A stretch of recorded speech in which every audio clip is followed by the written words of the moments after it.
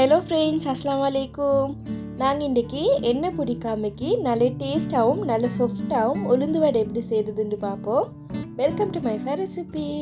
நீங்க இந்த video first time பார்க்கறனா subscribe பண்ணிட்டு சைடுல இருக்கிற பெல் ஐகானையும் பிரஸ் பண்ணிடுங்க. அப்பதான் நான் ஷேர் பண்ற எல்லா வீடியோவும் உங்களுக்கு YouTubeல ஃபர்ஸ்ட்ல வந்து காட்டும். நான் இதில் 2 கப் உளுந்து எட் பண்ணிட்டு இந்த உளுந்தை நல்லா வாஷ் பண்ணி எடுத்ததுக்கப்புறமா இதில் வாட்டர் எட் பண்ணிட்டு ஒரு 5 ஹவர்ஸுக்கு இதை நல்லா ஊற வச்சு எடுத்திக்கிறேன். பாருங்கள் ஃப்ரெண்ட்ஸ், இது நல்லா ஊறி வந்திக்குது. இப்போ இந்த உளுந்தை நல்லா அரைச்சி எடுக்கலாம். இந்த வாட்டரை நல்லா வடிச்சிட்டு எடுத்துக்கோங்க. பாருங்கள் ஃப்ரெண்ட்ஸ், இந்த வாட்டர் எல்லாம் நான் வடிச்சிட்டு தான் இதில் எட் பண்ணுறேன். இதில் சின்ன துண்டு இஞ்சி நல்லா ஸ்லைஸாக கட் பண்ணிட்டு எட் பண்ணுறேன். கூடவே பச்சை கொச்சிக்காய் ஒரு 3 மாதிரி எட் பண்ணுறேன். நீங்கள் உங்களோட காரத்துக்கு ஏற்ற மாதிரி எட் பண்ணுங்கள்.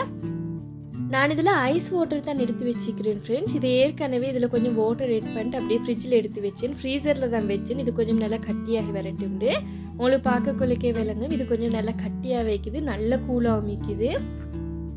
இப்போ இந்த ஐஸ் வாட்டரை நான் இதில் எட் பண்ணுறேன். ஒரு 3 டேபிள் ஸ்பூன் இல்லாட்டி ஒரு 4 டேபிள் ஸ்பூன் மாதிரி எட் பண்ணிவிட்டு இதை நல்லா அரைச்சி எடுத்துக்கோங்க. அரைக்க கொள்ளைக்கு பல்ஸ் விட்டு விட்டு அரைச்சி எடுத்துக்கோங்க ஃப்ரெண்ட்ஸ். இதை கொஞ்சத்துக்கு ஒருக்க மாதிரி செக் பண்ணிட்டு ஸ்பூனால் நல்லா மிக்ஸ் பண்ணிவிட்டு அடுத்தது நல்லா அரைச்சி எடுத்துக்கோங்க. பாருங்கள் ஃப்ரெண்ட்ஸ், இந்த மாதிரி நல்லா பேஸ்ட்டாக அரைச்சி எடுத்துக்கோங்க. இதில் ஒரு துண்டு உளுந்தும் இருக்கப்படாது, நல்லா அரைப்பட்டு வரணும். இப்போ இதை கொஞ்சம் செக் பண்ணி காட்டுறேன் ஃப்ரெண்ட்ஸ். இது எந்த அளவுக்கு அரைப்பட்டு நல்லா சாஃப்டாக வந்திருக்கணும்னு. இதை இப்படியே வாட்டரில் நீங்கள் போட்டு பார்த்துட்டால் இது வாட்டரில் மிதக்கும். பாருங்கள் ஃப்ரெண்ட்ஸ், இந்த மாதிரி இருக்குன்னு. இதுதான் இதோட சரியான கன்சிஸ்டன்சி.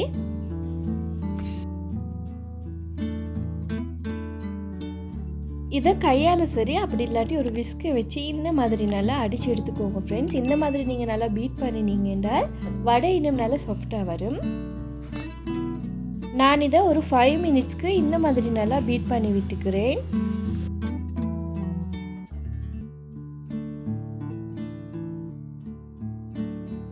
இதுக்கு தேவையான அளவு சால்ட்டும் ஆட் பண்ணி இதை நல்லா மிக்ஸ் பண்ணி விட்டுக்கிறேன்.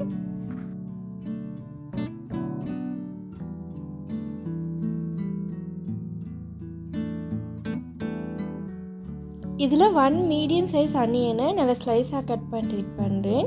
இது கூட க்ரீன் சில்லி 3 ஸ்லைஸாக கட் பண்ணிட்டு எட் பண்ணுறேன். நீங்கள் உங்களோட காரத்துக்கு ஏற்ற மாதிரி எட் பண்ணிக்கோங்க.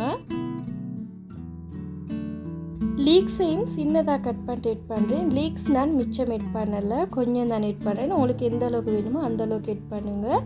கூடவே பேக்கிங் சோடாவும் ஒரு 1 பிஞ்ச் அளவுக்கு எட் பண்ணிட்டு இதை நல்லா மிக்ஸ் பண்ணி விடுறேன். ஆப்ப சோடாக்கு தான் பேக்கிங் சோடான்னு சொல்லுவாங்க. உங்ககிட்ட கருவேப்பிலை இருந்துச்சுன்னா கருவேப்பிலையும் எட் பண்ணுங்கள் ஃப்ரெண்ட்ஸ். என்கிட்ட கருவேப்பிலை இல்லாததால் நான் எட் பண்ணலை. எனக்கு இங்கே கருவேப்பிலை லேஸில் கிடைக்கிறதில்ல.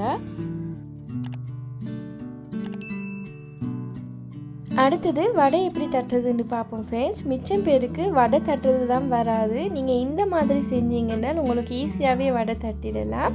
ஃபஸ்ட்டுக்கு உங்களோட கையை நல்லா வாட்டரில் நனைச்சிட்டு ஸ்பூனால் இந்த மாதிரி எடுத்து கையில் வச்சுக்கோங்க மாவை. மற்ற கையையும் இந்த மாதிரி நல்லா நனைச்சி விட்டுட்டு இதை மாதிரி கொஞ்சம் நீங்கள் தட்டி விட்டுக்கோங்க. இப்போ அடுத்தது இதில் ஒரு ஓட்டையாண்டு போட்டு வச்சுட்டு அப்படியே ஆயிலில் போட்டு ஃப்ரை பண்ணுறேன். ஸ்டவ்வை மீடியம் ஃப்ளேமில் வச்சுக்கோங்க. இப்போ நான் இன்னொரு தடவையும் எப்படி வடை தட்டுறதுன்னு காட்டுறேன் ஃப்ரெண்ட்ஸ். 2 கையையும் இந்த மாதிரி நல்லா வாட்டர் விட்டு நனைச்சிக்கோங்க. நீங்கள் வாட்டரில் எந்த அளவுக்கு கையை நனைக்கிறீங்களோ அந்த அளவுக்கு உங்களோட கையில் வடை ஒட்டாமைக்கு வரும்.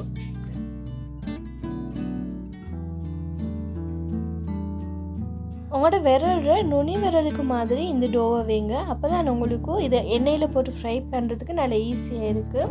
இப்போ இதில் நான் ஒரு ஓட்டையண்டு போட்டுட்டு எண்ணெயில் போட்டு ஃப்ரை பண்ணுறேன். இப்போ எல்லா வடையும் போட்டு நான் ஃப்ரை பண்ணி எடுக்கிறேன் ஃப்ரெண்ட்ஸ்.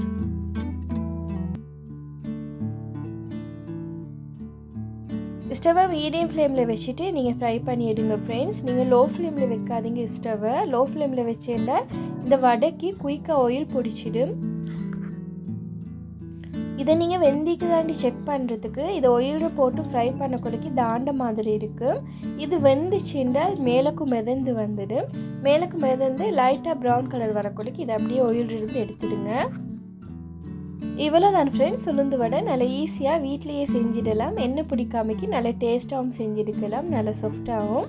இந்த வீடியோ உங்களுக்கு பிடிச்சிருந்தேன்னா ப்ளீஸ் ஃப்ரெண்ட்ஸ் லைக் பண்ணுங்கள், ஷேர் பண்ணுங்கள், கமெண்ட் பண்ணுங்கள்.